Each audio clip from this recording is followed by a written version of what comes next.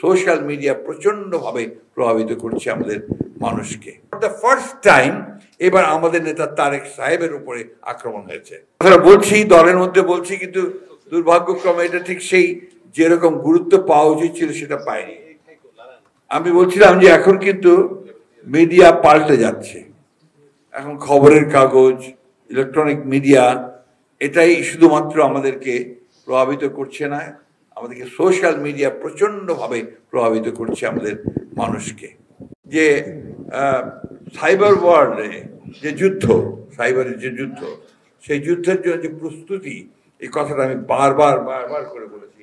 আমার মনে হয় এর আগে যে অনুষ্ঠান করতে এসেছি আমি সেখানেও তোমাদেরকে বলেছি। ওই জায়গায় আমরা কিন্তু খুব দুর্বল।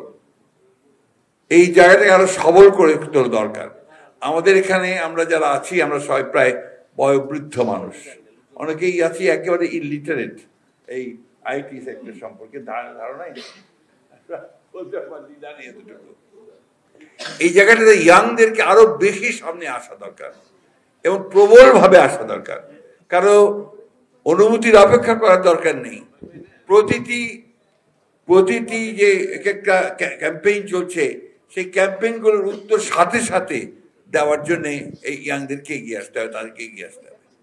এই কথাটা আমি আগেই বলে নিচ্ছি এই জন্যে যে এখন একটা কিন্তু মারাত্মক রকমের একটা বড় রকমের আক্রমণের শিকার আমরা হয়েছি। সাইবার অ্যাটাক হয়েছে আমাদের উপরে চতুর্দিক থেকে, একটা পরিকল্পিতভাবে বিএনপিকে হেয় প্রতিপন্ন করবার জন্যে, বিএনপিকে উড়িয়ে দেওয়ার জন্য, এবং সবচেয়ে মারাত্মক যেটা, ফর দ্য ফার্স্ট টাইম এবার আমাদের নেতা তারেক সাহেবের উপরে আক্রমণ হয়েছে।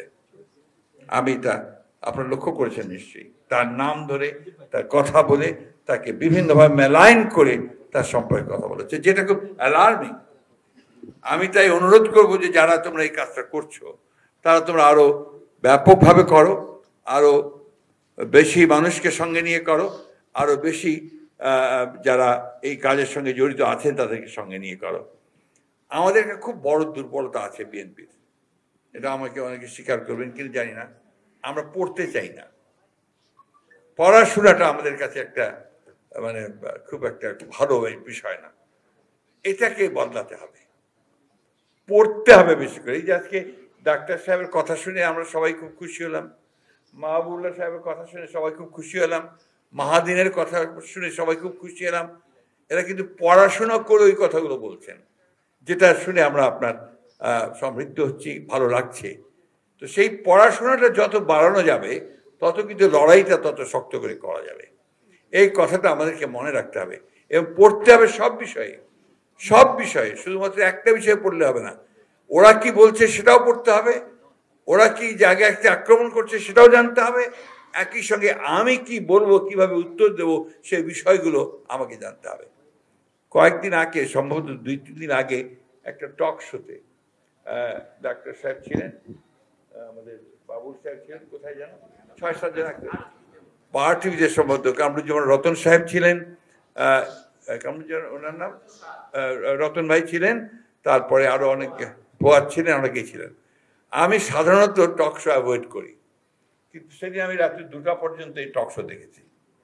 আমার কাছে মনে হয়েছে যে এই টক শোটা যদি সবখানে ছড়িয়ে দেওয়া যায় তাহলে বিএনপি যে কথাগুলো বেরিয়ে এসছে আমাদের ডাক্তার সাহেব বা বাবুল বা অমরনাথের কাছ থেকে, এইগুলো অনেকভাবে সেটাকে খণ্ডন করে, যুক্তি খণ্ডন করে, অন্যের আক্রমণটাকে খণ্ডন করে কথাগুলো একটু যাওয়া দরকার। আসলে বুদ্ধির যে লড়াই, মেধার যে চর্চা, এটার কোনো বিকল্প নেই। কিন্তু আমরা বলছি যে আমরাই শ্রেষ্ঠ, কিভাবে শ্রেষ্ঠ? আমার চেয়ে অনেক শ্রেষ্ঠ এখন ওই পরে চলে গেছে, যারা আমাদের সমালোচনা করছে না। তো সেই জিনিসগুলো কিন্তু আমাদেরকে মাথায় রাখতে হবে। মেরিটোক্রেসি কোনো বিকল্প নেই, মেধার কোনো বিকল্প নেই, সেই মেধায় আমাদেরকে সম্পূর্ণভাবে এগিয়ে যেতে হবে। তারেক রহমান সাহেব আমার নেতা, তার সম্পর্কে কথা বলা আমার জন্য খুব হি ইজ মাই লিডার। আমি তার সম্পর্কে আমি কথা বলি যে মানুষ নেতৃত্ব লাভ করে বেশ কিছু ভাবে, তাই না?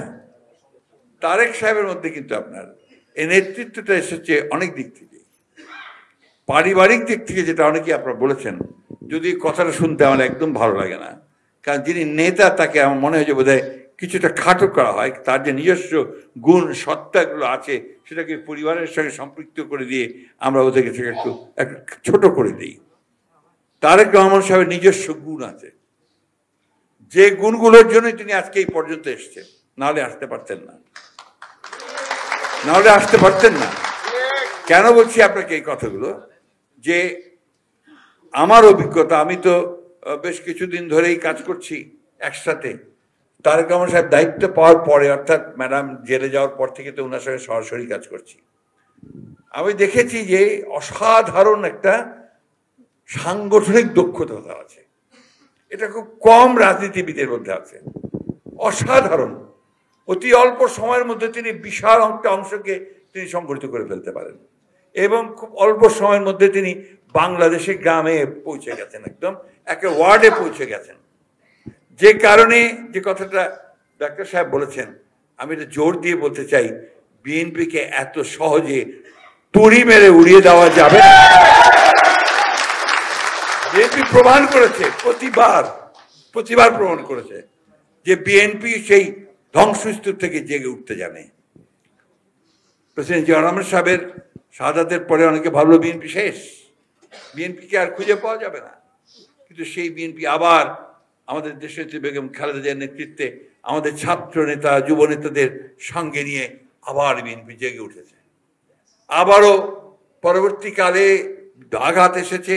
এই যে 15 বছর প্রতিটি মুহূর্তে বলা হচ্ছে বিএনপি শেষ, শত আপনার যে সমস্ত আমি যেটাকে বলছি যে আপনার এটা কি বলে যে আমাদের লোভ লালসা, এই সমস্ত ঊর্ধ্বে উঠে আমাদের বিএনপির নেতারা কিন্তু একজোট হয়ে দাঁড়িয়ে থেকেছেন।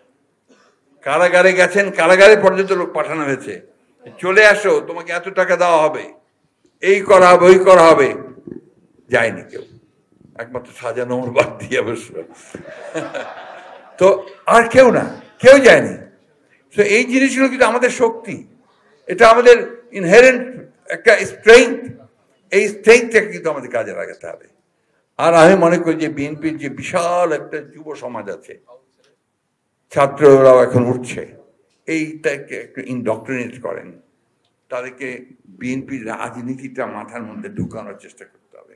এটা আমাদেরই করতে হবে, কিন্তু আমি আপনাদেরকে বলছি যে এই চেষ্টাটা আপনারাও করেন, কারণ ইনডক্ট্রিনেশন ছাড়া আপনার কখনোই আমি রাজনীতিকে শক্তিশালী জায়গায় নিয়ে যেতে পারবো না। এই কথাটা বলার প্রয়োজন এই জন্য মনে করছি যে আমরা শুধু লড়াই করেছি গত সময়গুলোতে, কিন্তু সেই লড়াইটাকে সমৃদ্ধ করবার জন্য যে জ্ঞানটা, সেটা কিন্তু আমরা অনেকেই অর্জন করতে পারিনি। আজকে তা নাহলে যে কথাগুলো আমাদের শুনতে হচ্ছে, সে কথাগুলো হয়তো আমরা শুনতে পারতাম, হতো না আমাদের। তো একটা জিনিস মনে রাখবেন, আজকে যে প্রচার হচ্ছে, অপপ্রচার হচ্ছে, এর পেছনে কিন্তু একেবারে সুনির্দিষ্ট চক্রান্ত রয়েছে। সেই চক্রান্ত হচ্ছে বাংলাদেশের জাতীয়তাবাদী শক্তিকে ধ্বংস করে দেওয়া। সেই চক্রান্তটা হচ্ছে যে নেতা যিনি উঠে আসছেন, যার একটা সম্ভাবনা দেখা দিয়েছে, সে তারেক রহমান সাহেবকে নিশ্চিহ্ন করা, তাকে খারাপ জায়গায় ফেলে দেওয়ার চেষ্টা করা। এই জিনিসগুলো কিন্তু সবসময় মনে রাখতে হবে।